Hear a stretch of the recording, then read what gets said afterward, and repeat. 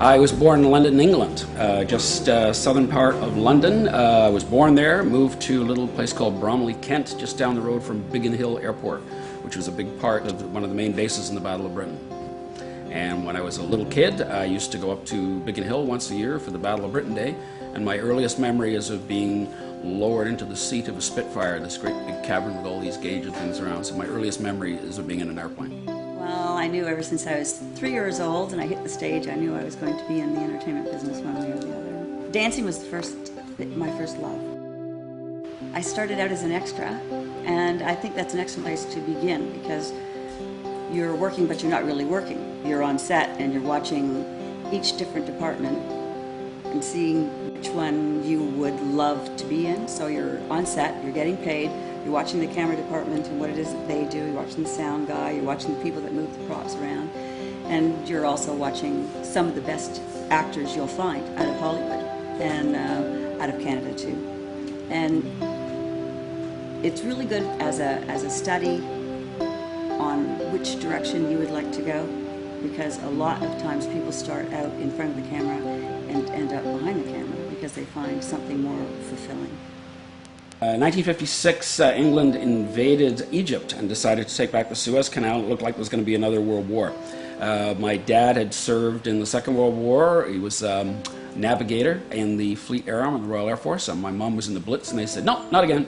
And so, along with a lot of people, came to Canada in 1956. So, and I was 8 when we came over, so I still have good memories of it, yeah.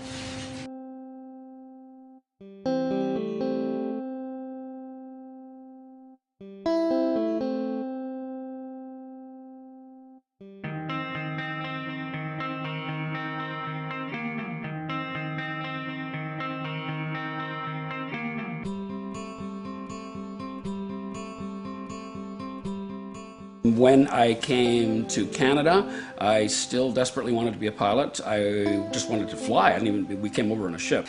So I'd still never actually flown. And a friend of mine in school, I found out that his father worked for de Havilland.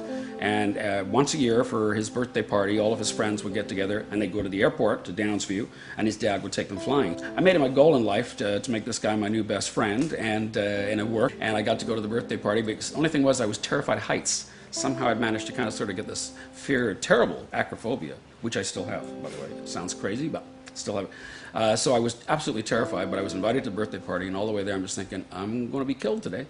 I was absolutely, completely convinced I would die, but I wanted to fly so bad I didn't care. And when I got to the airport, I guess his dad must have seen how scared I was, because I can remember him coming over and just saying, would you like to sit up front with me, Glenn? And I'm going, oh, okay. And he put on what was to me these huge set of headsets. And there was a bunch of noise, which I guess was people talking. I couldn't understand anything. And then he put the power in, and the thing seemed to roll about 20 feet, and we were in the air, and we were flying. And as soon as I was up there, it was just instantly I felt at home. Decades later, in my 50s, somebody said, well, you know the name of the guy who took you up flying? And I said, yeah, I do. I said, it was Russ Bannock. And their eyes got big, and they said, Glenn, he didn't work for de Havilland, he was the president of de Havilland, which I didn't know. And it also turned out he was a hero during the war and had shot down all kinds of buzz bombs that were coming in. So this guy was actually looking after me before I was even born. And about 2 weeks ago, I met him for the first time in almost 50 years, I guess, and I got to thank him. And that was just a wonderful moment.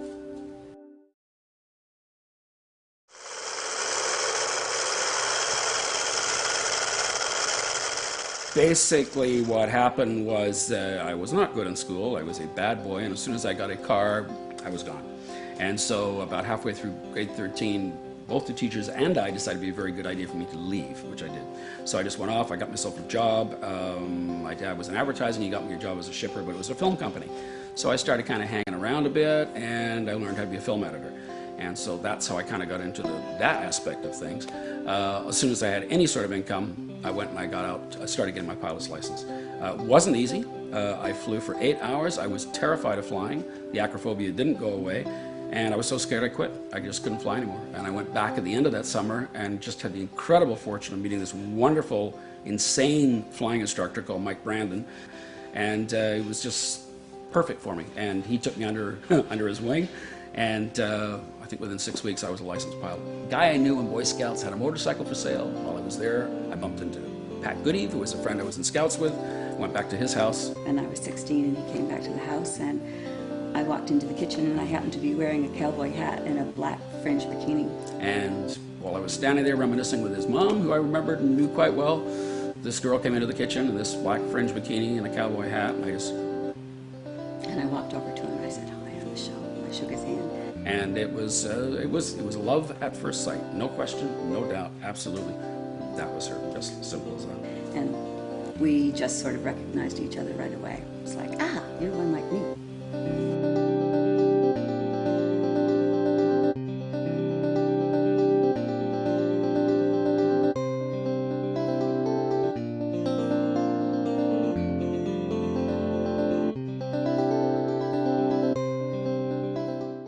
I think we sort of meshed into each other's worlds.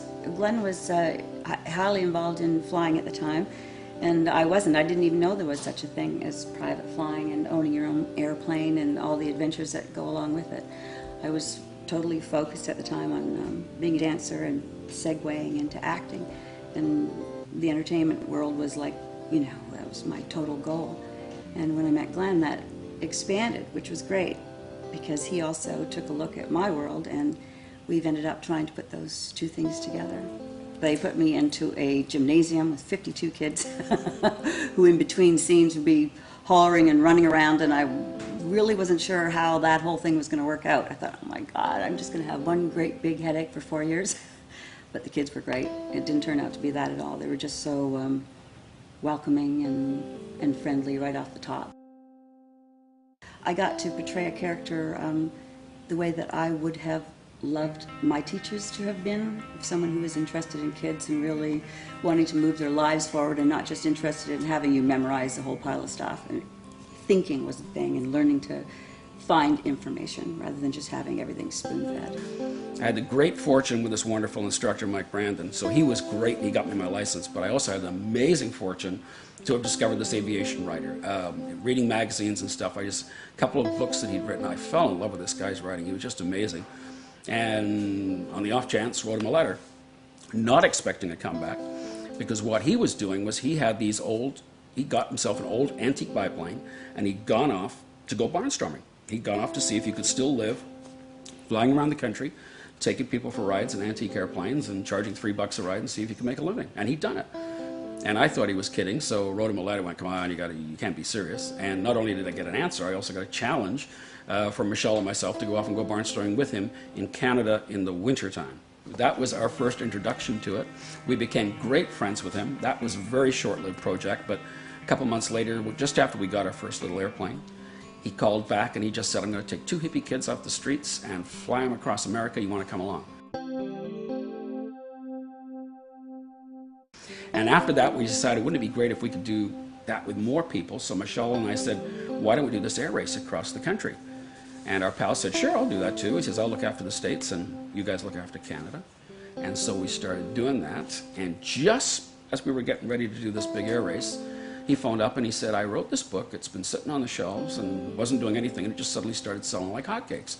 And the first week, I think he sold 500 copies. And the next week, 1,000. The week after that, 10,000. And then he knew something huge was happening. And so he said, can you guys do the air race? I said, sure, yeah, go for it. That's fine. And by the time our air race started, he was there, as he promised, for the air race. His book was the #1 bestseller, and it stayed there for a year. And the book was Jonathan Livingston Seagull, which is like a classic. And this was Richard Bach.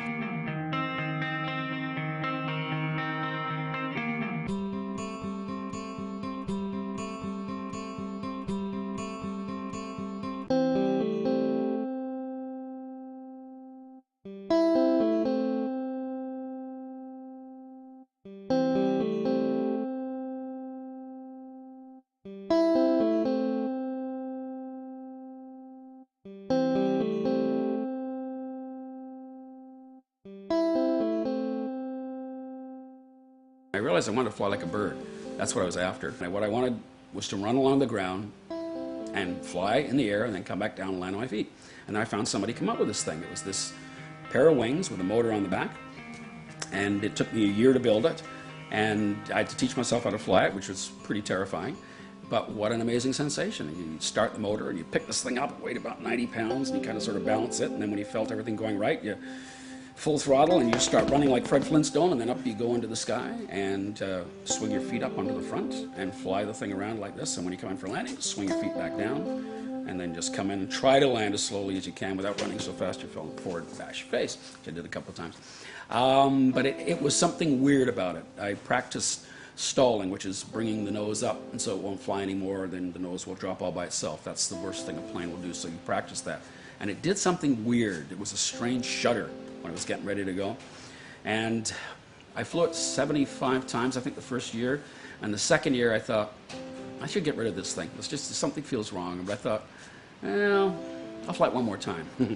So I went up and did a flight, went up to about 1,000 feet, just flying around. I just went, no, I don't like this. Something is wrong with this thing. I'm going to get rid of it. And as I was coming in for a landing, my feet, which was up on the front, you have to swing your feet up when you're flying, and my foot got hung up. And so I'm kind of hanging there, and you controlled it by weight shift. And so now I'm kind of dangling from the bottom of this thing, and I finally got my foot to come back. My foot come back, and the nose went up like that, and it just stopped, and it just pitched over and went vertical. I just felt a strange shudder and just went vertical, and I'm 600 feet up, and I'm trying to go, okay, let's get this thing out of the dive and try everything I can. It won't come out of the dive. It's just going straight down. And I suddenly realized that even if it starts recovering now, I don't have enough height left to pull out, and at that moment I realized I was dead.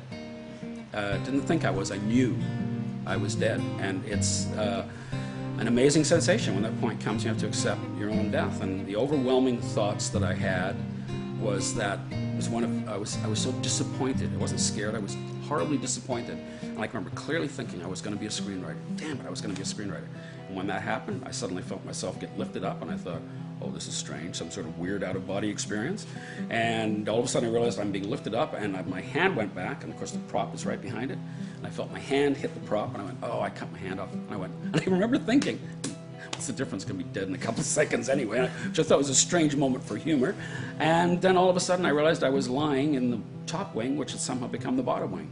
And what it had done was it went straight down, and it had gone upside down, thrown me up into the top wing, and it was actually about that high above the ground. And so I actually came in and did a perfect inverted landing. The big thing was I was back flying 2 days later, but I also started writing the next day. And I started on my first screenplay the next day. And because I just went, if I knew I was dead, and the thing that disappointed me most was that I was thinking about becoming a screenwriter and I hadn't, that's what I got to do. It's a community. And very gradually, I've just been acquiring more and more airplanes. More people have now come involved. And basically, I think there's about 15, 20 of us. And people just, if you've got a skill, you chip in. And every so often, what happens is all of a sudden, another airplane rolls out the door. And I think we have 7 flying aircraft now, and 2 more in the works and that. So we have the makings of a small Air Force now.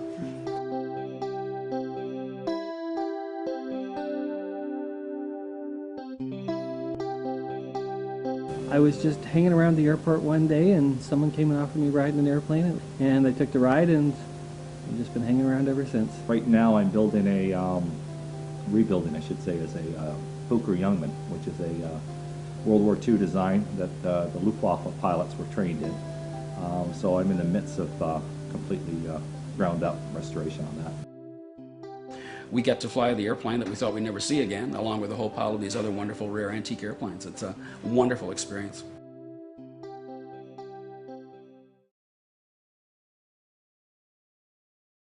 We want to do a project where we're going to be flying, I'm going to be flying coast to coast. Part of it is rebuilding my airplane, the Pete and Paul, and then I'm going to get in it, probably truck the airplane to the East Coast and fly to the West Coast and stop along the way to points where I have a genealogical connection or I have friends, and really what we want to do is show that all Canadians are alike. There is no East versus West and North versus South. We're all after the same things in this life.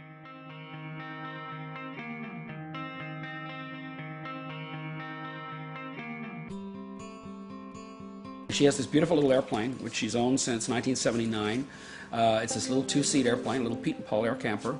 I'm so proud of her. She bought that airplane, and just after she bought it, she found out the engine was no good. So she did what any woman would do. She took the engine off. She took a course in aircraft overhaul and then rebuilt the engine in her kitchen. and put the engine back on. That overhaul lasted her for 10 years. And now, because the airplane has come to the point where it's starting to get a bit old, it's made of wood and fabric, she's completely stripped it down to its bare bones and is doing a complete restoration with the help of all of these wonderful guys who've chipped in to help her. And boy, you talk about a community. I mean, these people have been absolutely tremendous.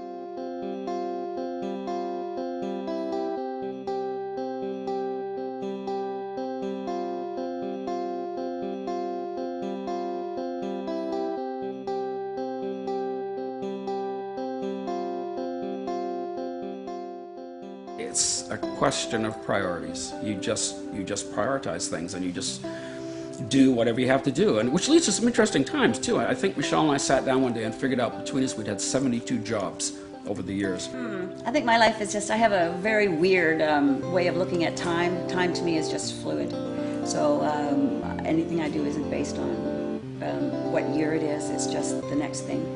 And I have more projects in mind to do with my life than I probably have time. When things go wrong and business comes screaming to a halt, you do something else. And if you do something else, inevitably you learn fascinating things which then become extremely valuable when the time comes to write. And I'm a great believer in the best way to be a writer is, first of all, get out and live and find interesting people and do interesting things. It's great to try to do something that brings people together, because so much of entertainment and even television now is contentious, and it seems to be about humiliating people. Reality shows is about what you'll do for money, and I'm like, yeah, I'm not on side for that. For me, the airplanes, they're first of all, foremost, it's an expression of freedom. Anywhere that you want to go on these little airplanes, you can go. Money is something people created, right? It's not real as a concept. It's just, I mean, everybody needs it, and you're stopped dead in their tracks. We don't have any, so there's a reality to it, but it's not, that's not it, you know, working for money, that's not the point for me. I've got dreams and goals, and I want to accomplish things and have adventures and show that everybody can do that. Everybody can accomplish their dreams if they're just persistent. I want to say dreams can come true.